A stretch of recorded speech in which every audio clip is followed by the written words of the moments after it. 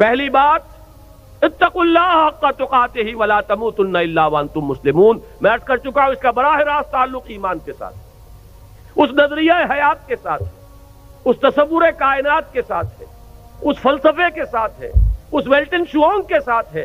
وہ ہے تو تقویٰ ہوگا، فرما برداری ہوگی۔ اب جو یہ جیسے میں مثال دیا کرتا ہوں کہ ایک فصیل ہے، اینٹوں سے بنی ہے، فصیل کی قوت کا دار و مدار، استحکام کا دار و مدار دو چیزوں پر ہے۔ ہر اینٹ پکی ہو، پختہ ہو، کچی اینٹ نہ کہیں لگ گئی ہو، جہاں کچی اینٹ لگے گی وہیں اندیشے کی جگہ بن گئی، پوٹینشیل ڈینجر کا مقام ہے، پوٹینشیل ویکنس ہے۔ پھر یہ کہ ان کو جوڑنے والا مسالہ وہ مضبوط ہو، سیمنٹ سبسٹنس، چونا ہے، گارا ہے، سیمنٹ ہے، مضبوط ہو، مارٹر مضبوط ہو۔ تو ایک تو ہے ایک ایک فصیل، ایک ایک بردہ مومن، اتقوا اللہ حق تقاتہ ولا تموتن الا وانتم مسلمون۔ اب ان کو جوڑنا ہے، جوڑے گی کیا چیز؟ جو فکر میں ہم آہنگی پیدا کرے، وہ چیز واعتصموا بحبل اللہ جميعا ولا تفرقوا، اللہ کی رسی کو مضبوطی کے ساتھ مل جل کر تھام لو، اس سے چمٹ جاؤ، تفرقے میں نہ پڑو۔ یہ قرآن ہے جو جوڑے گا۔ بہت ہی عمدہ الفاظ میں علامہ اقبال نے کہا ہے، ماں ہما خاکو دلے آگاہ اوست، از یک آئینی مسلمان زندہ است۔ دونوں اشعار سن لیجئے۔ مسلمان کی زندگی جو ہے ایک آئین کے بدولت ہے۔ پیکر ملت ز قرآن زندہ ہست، ملت کا یہ جسد جو ہے اس میں حیات، روح جو ہے وہ قرآن سے۔ ماں ہما خاکو دل آگاہ اوست، اعتصامش کن کہ حبل اللہ اوست۔ ہم تو خاک کے مانندے جیسے جسد خاکی ہے، اس میں روح ہے جو حیات کا ذریعہ ہے، تو در حقیقت ماں ہما خاکو دل آگاہ اوست، اعتصامش کن، جسد ملی کے اندر وہی مقام جو ہے قرآن کا ہے، مضبوطی سے تھامو حبل اللہ۔ یہی ابھی گزشتہ بدھ کو جو میرا مضمون چھپا تھا، جو الہدا ہی کے سلسلے کی اقساط آ رہی ہیں جنگ میں، شاید نظر سے گزری ہو، وہ اسی موضوع پر تھی، واعتصموا بحبل اللہ جميعا ولا تفرقوا۔ اس کو مضبوطی سے تھامیں گے، اس سے جڑیں گے، اس سے فکری ہم آہنگی پیدا ہوگی، اس کے ساتھ اتحاد فکر و نظر وجود میں آئے گا۔ یہ ہے وہ مارٹر، یہ ہے جوڑنے والی شے، جیسا کہ فرمایا ہے حضور صلی اللہ علیہ وسلم نے، القرآن حبل اللہ الممدود من السماء الى الارض، آسمان سے زمین تک تنی ہوئی رسی ہے اللہ کی، مضبوطی سے تھامو اس۔ ایک دفعہ کا واقعہ بڑا پیارا ہے۔ حضور اپنے حجرے سے باہر تشریف لائے، مسجد نبوی کا نقشہ ذرا ذہن میں رکھیے۔ حجرے سے باہر تشریف لائے تو دیکھا ایک کونے میں کچھ مسلمان، کچھ اہل ایمان بیٹھے ہوئے قرآن کا مذاکرہ کر رہے ہیں، سمجھا رہے ہیں۔ چہرے پر بشاشت کے آثار ظاہر ہوئے۔ یہ معجم کبیر طبرانی کی جو ہے اس کی روایت ہے۔ آپ تشریف لائے، ایک سوال کیا بڑا عجیب، بلکہ اس سوال کو تو یوں سمجھ کر سنیے کہ جیسے کہ حضور یہ سوال مجھ سے اور آپ سے بھی کر رہے ہیں۔ الستم تشہدون اللہ الہ الا اللہ وانی رسول اللہ وان ھذا القرآن جاء من عند اللہ، کیا تم اس بات کی گواہی نہیں دیتے کہ اللہ کے سوا کوئی معبود نہیں، میں اللہ کا رسول ہوں اور یہ قرآن اللہ کے پاس سے آیا ہے؟ صحابہ کا جواب کیا ہو سکتا تھا؟ بلا یا رسول اللہ، حضور کیوں نہیں، بالکل ہے، ایسا ہی ہے۔ اب آپ نے فرمایا فابشروا، بشارت حاصل کرو، خوشیاں مناؤ، فإن هذا القرآن طرفه بيديكم وطرفه بيد الله، اس لیے کہ اس قرآن کا ایک سرا تمہارے ہاتھ میں ہے، ایک سرا اللہ کے ہاتھ میں۔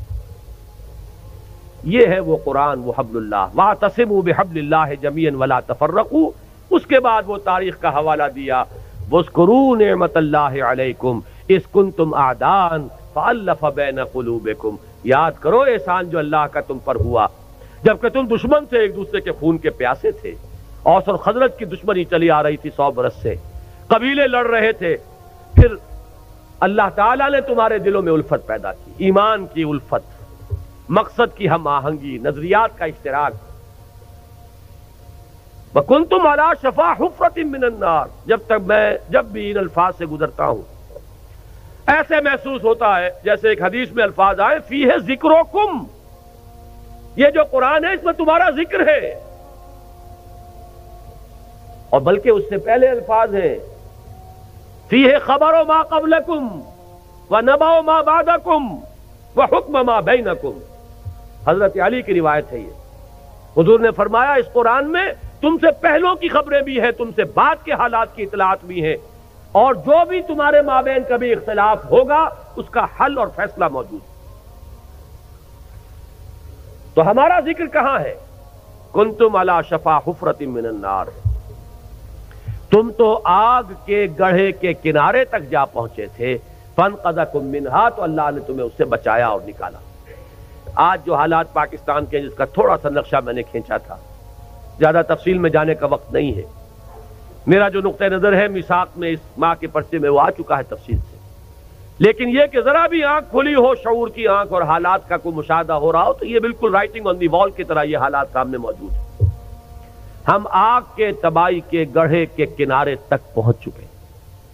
اللہ بچا سکتا ہے، اسے قدرت حاصل ہے، لیکن یہ بچاؤ ہوگا اسی طور سے جس طور سے کہ اس وقت اس نے بچایا تھا، محمد الرسول اللہ کے ذریعے سے بچایا تھا صلی اللہ علیہ وسلم۔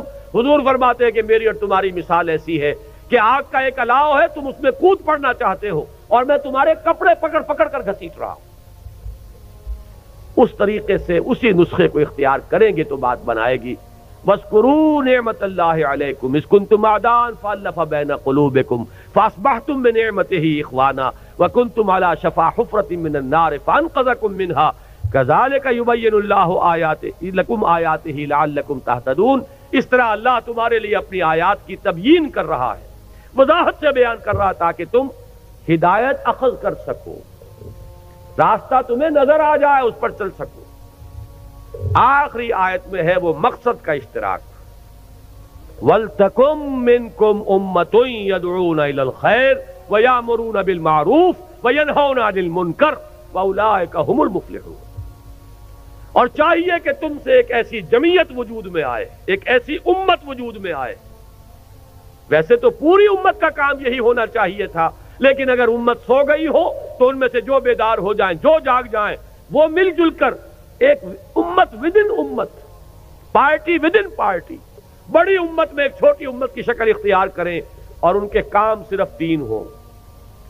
عہد کر کے اٹھیے اگر ان باتوں کی سچائی اور صداقت کی دل گواہی دے کہ یہ تین کام ہو جائیں ہمارے مقصد، یدعون الی الخیر ویامرون بالمعروف وینہون عن المنکر،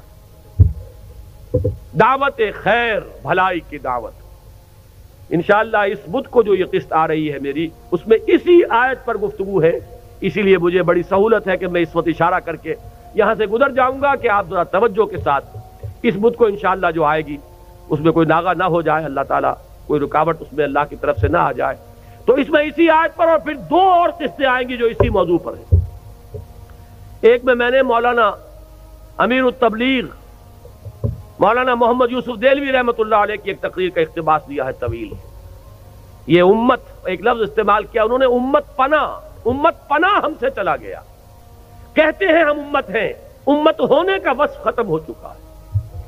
وہی بات جو اقبال نے کہی تھی کہ آج کوئی امت محمد یا امت مسلمہ دنیا میں موجود نہیں ہے، جو چیز بالفعل موجود ہے وہ کچھ مسلمان اقوام ہیں، امت محمد صلی اللہ علیہ وسلم، امت مسلمہ نام سے کوئی شے موجود نہیں، لیکن اسے وجود میں لانا ہے، اس کے لیے جینا، اس کے لیے مرنا۔ قُلْ إِنَّ صَلَاتِي وَنُسُكِي وَمَحْيَايَ وَمَمَاتِي لِلَّهِ رَبِّ الْعَالَمِينَ۔ یہ ہو مقصد، عمل کے لیے یہ ہو ہدف، اپنی صلاحیتوں کے صرف کے لیے یہ ہو میدان۔ دکھائیے جولانیاں اس میں، آئیے مل جل کر ایک امت بنیے، ایک اجتماعی قوت بنیے۔ اللہ کرے گا تو یہی قوت، اسی کو وسعت حاصل ہوگی، اسی سے وحدت ملے گی، اسی سے اتحاد ہوگا، اور یہ ہوگی وہ شے کہ جس کی اس وقت ہمیں سب سے زیادہ شدید ضرورت ہے۔